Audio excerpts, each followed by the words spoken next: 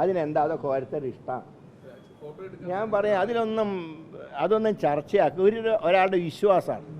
എവിടെ പോകണം, പ്രാർത്ഥിക്കണം, ഇതൊക്കെ അവരുടെ അവകാശമാണ്.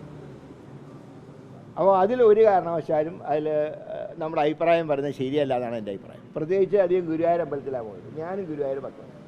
അപ്പോൾ പിന്നെ അധികം പോയത് ശരിയല്ലാന്ന് എനിക്ക് പറയാൻ പറ്റും. ചിത്രം എടുത്താൽ എന്താ കുഴപ്പം? എന്താ ചിത്രം എടുത്തതിൽ തെറ്റൊന്നുമില്ല. ചിത്രം എടുത്തതിൽ അധികം കാര്യത്തിൽ ദർശനത്തിന് പോകുകയാണെങ്കിൽ ധൈര്യത്തിൽ പോകണം. ആര് തടയും? ഇടയ്ക്ക് ആൾക്കാർ ഫോട്ടോ എടുക്കും, സ്വാഭാവികമാണ്, ഇരുന്നോട്ടെ.